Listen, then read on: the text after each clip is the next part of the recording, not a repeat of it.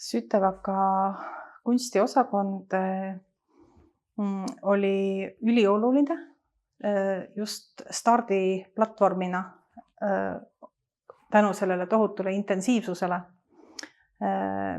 millesse meid tõmmati.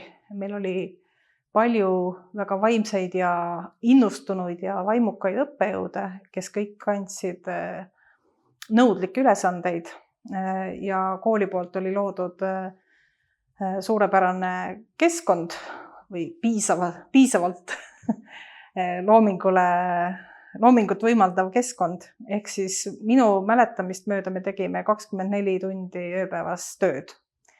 Ja kõigil oli siht silme ees saada kunstiakadeemiasse õppida, pääsema õppima kunstiakadeemiasse.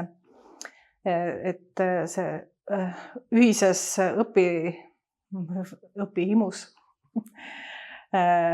kogetud areng andis kindlustunde, et sa suudad, võid ja tahad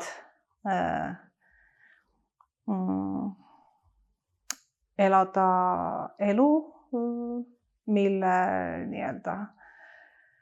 majanduslik pool ei pruugi olla nii toetav, aga mille kutsung on sinu jaoks piisavalt köitev, et ennast sellesse lasta sügavuti sisse minna. Ja tänu siis õppejõududele ja kaasõpilastele õnnestuski saada kunstiakadeemiasse järgmisel sügisel õppima ja kahjuks kunstiosakond jäi lõpetamata. Tänan Sorget, Andres Adamsoni, Lilja Blumenfeldi, Aita Õunapit, Jaan Tammot ja Jaak Rähesood, kes oli tõeline majakas ja paljusid teisi. Aitäh!